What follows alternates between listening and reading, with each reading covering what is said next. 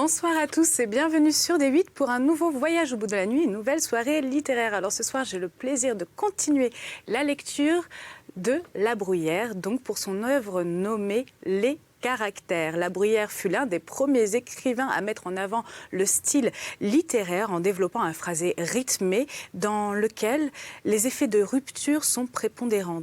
Nombre d'écrivains ont suivi le chemin stylistique tracé par La Bruyère, depuis Marivaux jusqu'à Balzac et Proust, en passant par André Gide. Cette œuvre, donc Les Caractères, est présentée comme un recueil de remarques sous forme de maximes. Elle compose une chronique essentielle de l'esprit du XVIIe siècle. C'est l'œuvre de toute une vie. En effet, il commence son œuvre en 1670, la publie une première fois en 1688, pour la finir en 1694, après l'avoir revue et corrigée. Ce sera donc sa 9e et dernière édition. La Bruyère décédera en 1696. Nous allons donc continuer la lecture de cette œuvre. N'hésitez pas à réagir sur les réseaux sociaux, #VBN, ainsi que sur notre page Facebook Voyage au bout de la nuit.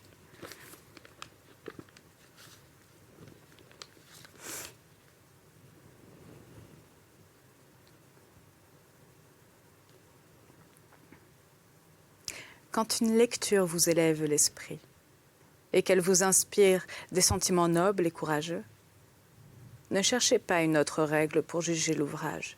Il est bon et fait de main d'ouvrier. Capis, qui s'érige en juge du beau style et qui croit écrire comme Bouours et Rabutin, résiste à la voix du peuple et dit tout seul que Damis n'est pas un bon auteur. Damis cède à la multitude et dit ingénument avec le public que Capis est froid écrivain. Le devoir du nouvelliste est de dire « Il y a un tel livre qui court et qui est imprimé chez Cramoisi, en tel caractère. Il est bien relié et en beau papier. Il se vend tant. Il doit savoir jusqu'à l'enseigne du libraire qui le débite. Sa folie est d'en vouloir faire la critique. Le sublime du nouvelliste est le raisonnement creux sur la politique. Le nouvelliste se couche le soir tranquillement sur une nouvelle qui se corrompte la nuit et qu'il est obligé d'abandonner le matin à son réveil. Le philosophe consume sa vie à observer les hommes et il use ses esprits à en démêler les vices et le ridicule. S'il donne quelques tours à ses pensées, c'est moins par une vanité d'auteur que pour mettre une vérité qu'il a trouvée dans tout le jour nécessaire pour faire l'impression qui doit servir à son dessein. Quelques lecteurs croient néanmoins le payer avec usure, s'ils disent magistralement qu'ils ont lu son livre et qu'il y a de l'esprit. Mais il leur envoie tous leurs éloges, qu'il n'a pas cherché par son travail et par ses veilles. Il porte plus haut ses projets et agit pour une fin plus relevée. Il demande des hommes un plus grand et un plus rare succès que les louanges, et même que les récompenses, qui est de les rendre meilleurs. Les sots lisent un livre et ne l'entendent point. Les esprits médiocres croient l'entendre parfaitement. Les grands esprits ne l'entendent quelquefois pas tout entier. Ils trouvent obscur ce qui est obscur, comme ils trouvent clair ce qui est clair. Les beaux esprits veulent trouver obscur ce qui ne l'est point et ne pas entendre ce qui est fort intelligible. Un auteur cherche vainement à se faire admirer par son ouvrage. Les sots admirent quelquefois, mais ce sont des sots. Les personnes d'esprit ont en eux les semences de toutes les vérités et de tous les sentiments. Rien ne leur est nouveau. Ils admirent peu, ils approuvent. Je ne sais si l'on pourra jamais mettre dans des lettres plus d'esprit, plus de tours, plus d'agréments et plus de style que l'on en voit dans celles de Balzac et de Voiture. Elles sont vides de sentiments qui n'ont régné que depuis leur temps et qui doivent aux femmes leur naissance. Ce sexe va plus loin que le nôtre dans ce genre d'écrire. Elles trouvent sous leurs plumes des tours et des expressions qui souvent, en nous, ne sont l'effet que d'un long travail et d'une pénible recherche. Elles sont heureuses dans le choix des termes. Quelle place si juste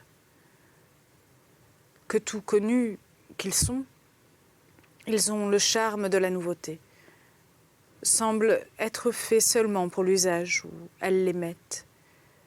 Il n'appartient qu'à elles de faire lire dans un seul mot tout un sentiment et de rendre délicatement une pensée qui est délicate.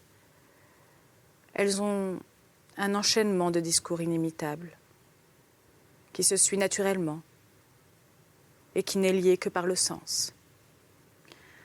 Si les femmes étaient toujours correctes, j'oserais dire que les lettres de quelques-unes d'entre elles seraient peut-être ce que nous avons dans notre langue de mieux écrit. Il n'a manqué à Thérence que d'être au moins froid. Quelle pureté, quelle exactitude, quelle politesse, quelle élégance, quel caractère. Il n'a manqué à Molière que d'éviter le jargon et le barbarisme et d'écrire purement.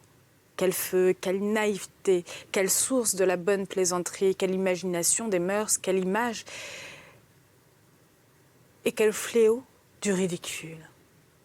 Mais quel homme on aurait pu faire de ces deux comiques.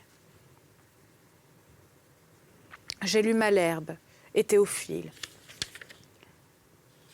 Ils ont tous deux connu la nature, avec cette différence que le premier, d'un style plein et uniforme, montre tout à la fois ce qu'elle a de plus beau et de plus noble, de plus naïf et de plus simple.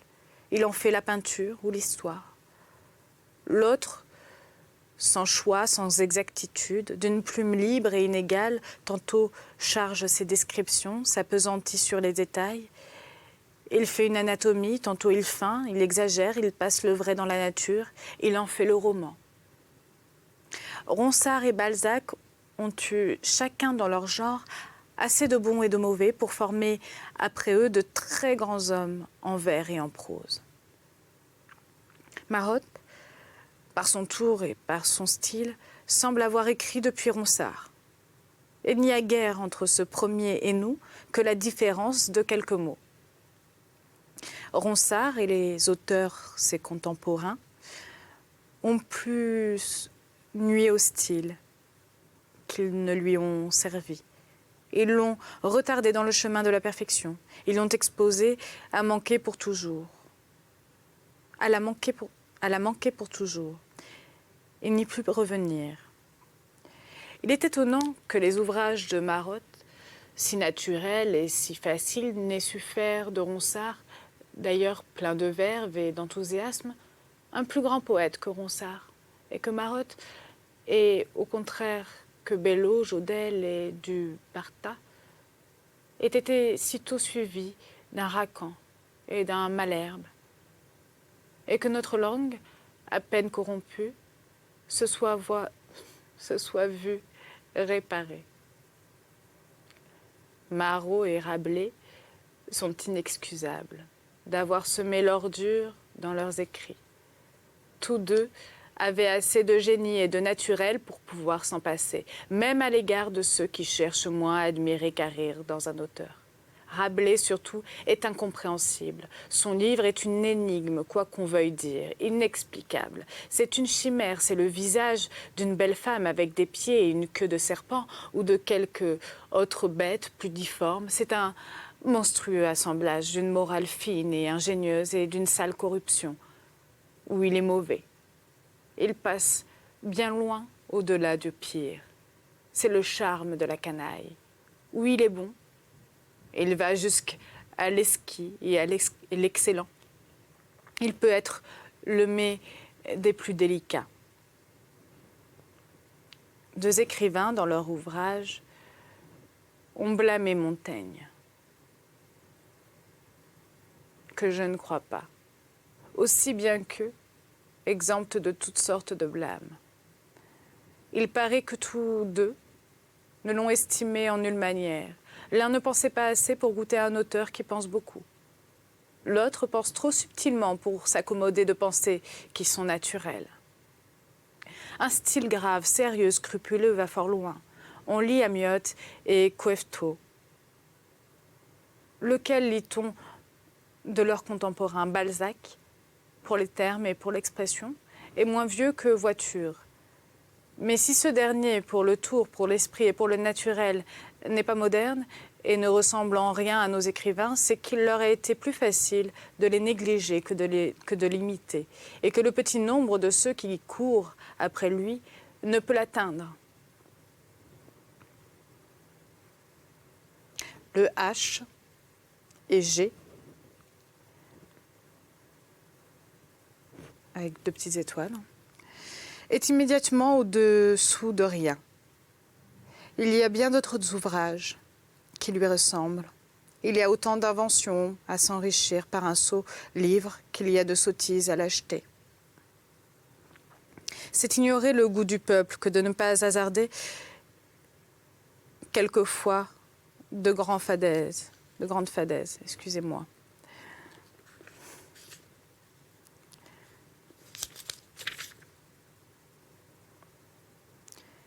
L'on voit bien que l'opéra est l'ébauche d'un grand spectacle. Il en donne l'idée. Je ne sais pas comment l'opéra, avec une musique si parfaite et une dépense toute royale, a pu réussir à m'ennuyer. Il y a des endroits de l'opéra qui laissent en désirer. D'autres, il échappe quelquefois de souhaiter la fin de tout le spectacle, ces fautes de théâtre, d'action et de choses qui intéressent. L'opéra, jusqu'à ce jour, n'est pas un poème, ce sont des vers. Ni un spectacle, depuis que les machines ont disparu par le bon ménage d'Amphion et de sa race. C'est un concert où ce sont des voix soutenues par des instruments. C'est prendre le change et cultiver un mauvais goût que de dire, comme l'on fait, que la machine n'est qu'un amusement d'enfant et qui ne convient qu'aux marionnettes. Elle augmente et embellit la fiction, soutient dans les spectateurs, cette douce illusion qui est tout le plaisir du théâtre, où elle jette encore le merveilleux. Il ne faut point de vol, ni de char, ni de changement aux Bérénice et à Pénélope. Il en faut aux opéras. Et le propre de ce spectacle est de tenir les esprits, les yeux et les oreilles dans un égal enchantement. Ils ont fait le théâtre, ces empressés, les machines, les ballets, les vers, la musique, tout le spectacle jusqu'à la salle où s'est donné le spectacle. J'entends le toit et les 4 murs dès leur fondement, qui doutent que la chasse sur l'eau, l'enchantement de la table, la merveille du labyrinthe ne soient encore de leur invention. J'en juge par le mouvement qu'ils se donnent et par l'air content dont ils s'applaudissent surtout le succès. Si je m'en trompe, et qu'il n'ait contribué en rien à cette fête si superbe, si galante, si longtemps soutenue, et où un seul a suffi pour le projet et pour la dépense, j'admire 2 choses, la tranquillité et le flegme de celui qui a tout remué, comme l'embarras et l'action de ceux qui n'ont rien fait. Les connaisseurs ou ceux qui se croient tels se donnent voix délibérative et décisive sur les spectacles, se cantonnent aussi et se divisent en des partis contraires dont chacun, poussé par un tout autre intérêt que par celui du public ou de l'équité, admire un certain poème ou une certaine musique et siffle tout autre.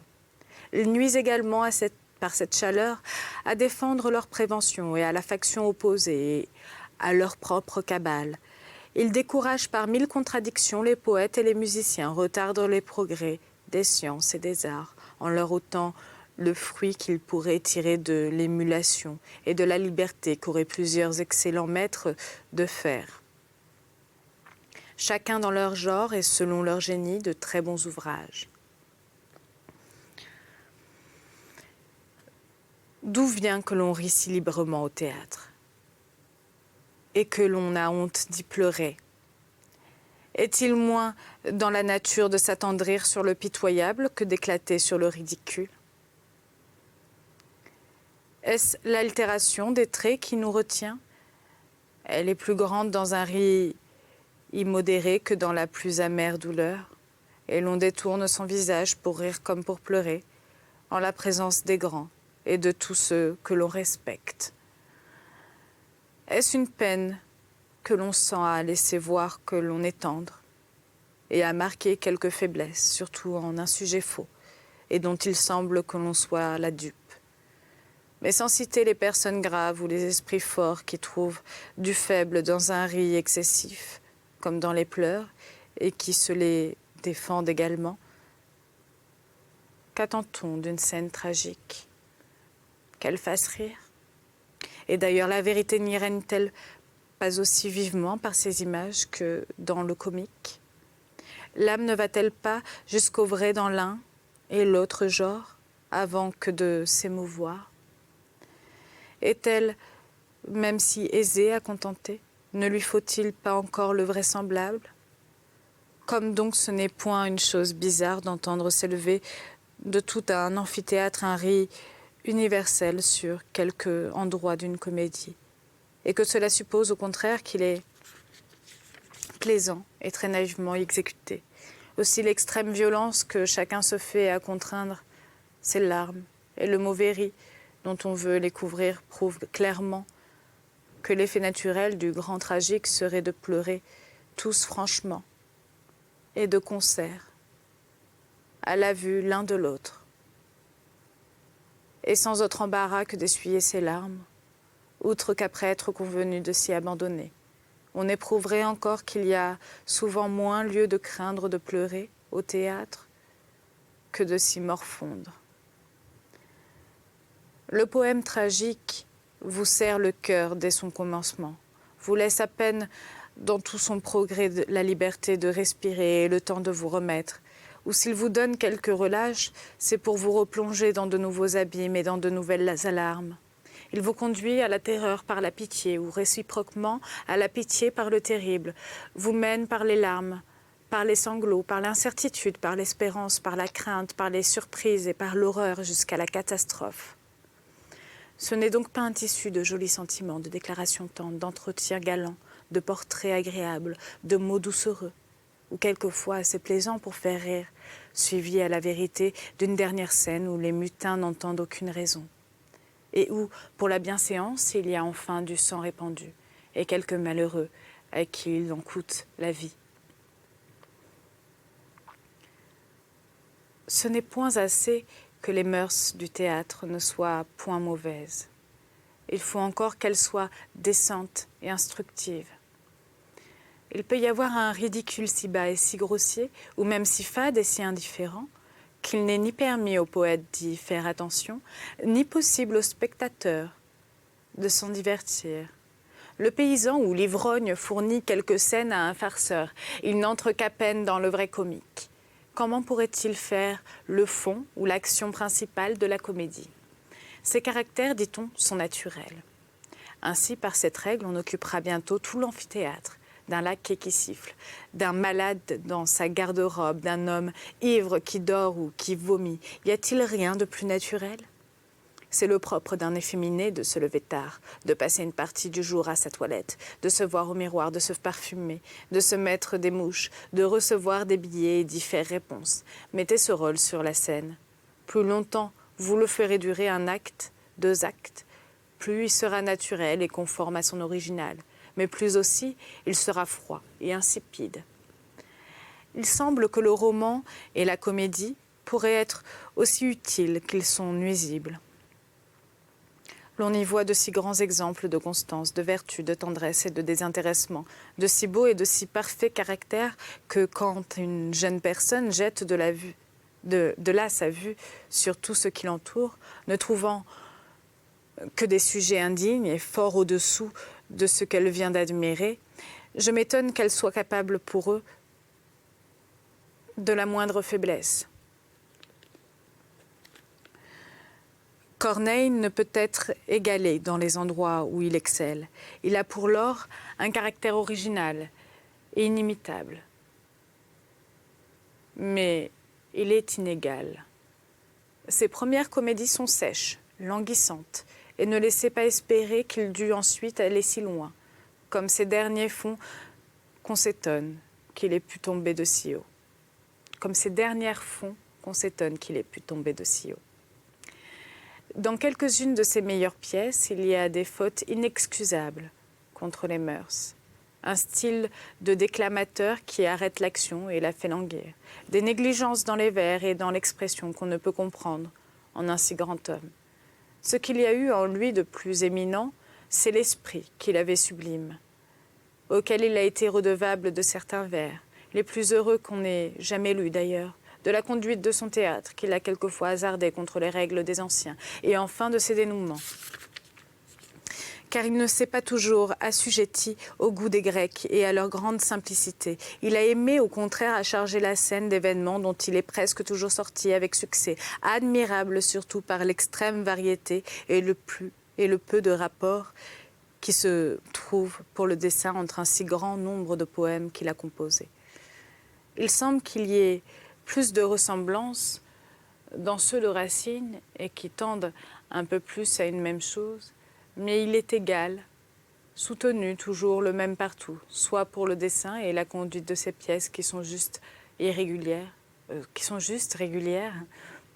prises dans le bon sens et dans la nature, soit pour la versification, qui est correcte, riche dans ses rimes, élégante, nombreuse, harmonieuse, exact imitateur des anciens, dont il a suivi scrupuleusement la netteté et la simplicité de l'action. À qui le grand et le merveilleux n'ont pas même manqué, ainsi qu'à Corneille, ni le touchant, ni le pathétique. Quelle plus grande tendresse que celle qui est répandue dans tout le Cide, dans Polyeucte et dans les Horaces.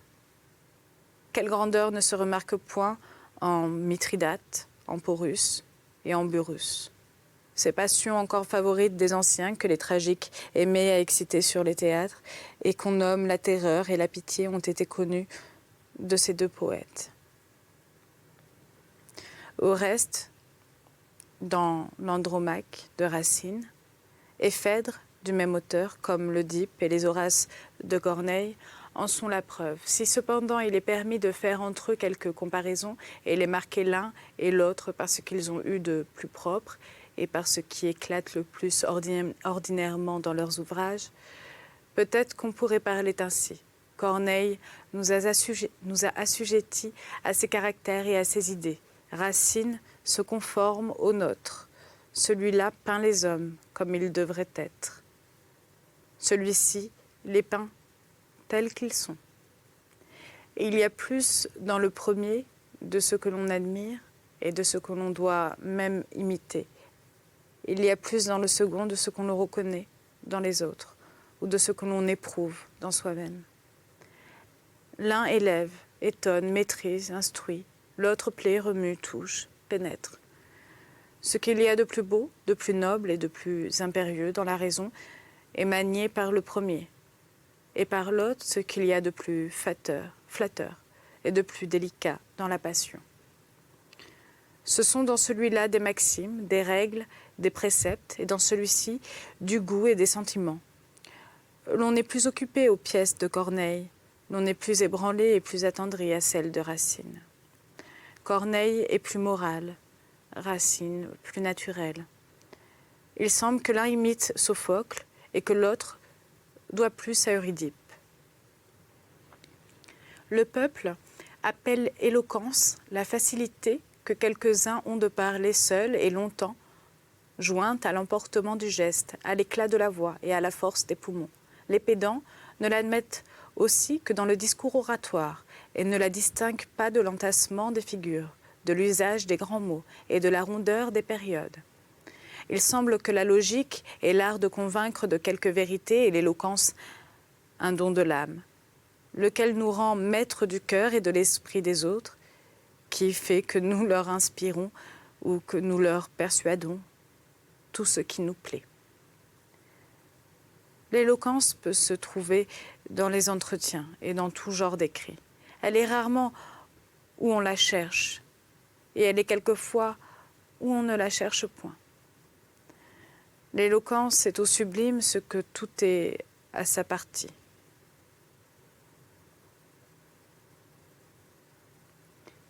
Qu'est-ce que le sublime?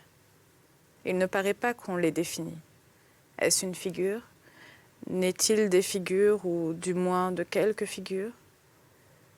Tout genre d'écrit reçoit-il le sublime, ou s'il n'y a que les grands sujets qui en soient capables? Peut-il briller autre chose dans l'églogue qu'un beau naturel? Et dans les lettres familières, comme dans les conversations, qu'une grande délicatesse? Ou plutôt le naturel et le délicat ne sont-ils pas le sublime des ouvrages dont ils font la perfection? Qu'est-ce que le sublime? Où entre le sublime? Les synonymes sont plusieurs dictions ou plusieurs phrases différentes qui signifient une même chose. L'antithèse est une opposition de deux vérités qui se donnent du jour l'une à l'autre. La métaphore ou la comparaison emprunte d'une chose étrangère une image sensible et naturelle d'une vérité. L'hyperbole exprime au-delà de la vérité pour ramener l'esprit à la mieux connaître. Le sublime ne peint que la vérité, mais en un sujet noble, il la peint tout entière, dans sa cause et dans son effet. Il est l'expression ou l'image la plus digne de cette vérité. Les esprits médiocres ne trouvent point l'unique expression et usent de synonymes. Les jeunes gens sont éblouis de l'éclat de l'antithèse et s'en servent. Les esprits justes et qui aiment à faire des images qui soient précises donnent naturellement dans la comparaison et la métaphore. Les esprits vifs, pleins de feu et d'une vaste imagination, emportent hors des règles et de la justesse, ne peuvent s'assouvir de l'hyperbole. Pour le sublime, il n'y a, même entre les grands génies, que les plus élevés qui en soient capables. Tout écrivain, pour écrire nettement, doit se mettre à la place de ses lecteurs, examiner son propre ouvrage comme quelque chose qui lui est nouveau, qu'il lit pour la première fois, où il n'a nulle part, et que l'auteur aurait soumis à sa critique, et se persuader ensuite qu'on n'est pas entendu seulement à cause que l'on s'entend soi-même, mais parce qu'on est en effet intelligible. L'on n'écrit que pour être entendu, mais il faut, du moins en écrivant, faire entendre de belles choses. L'on doit avoir une diction pure et user de termes qui soient propres. Il est vrai, mais il faut que ces termes si propres expriment des pensées nobles, vives, solides, et qui renferment un très beau sens.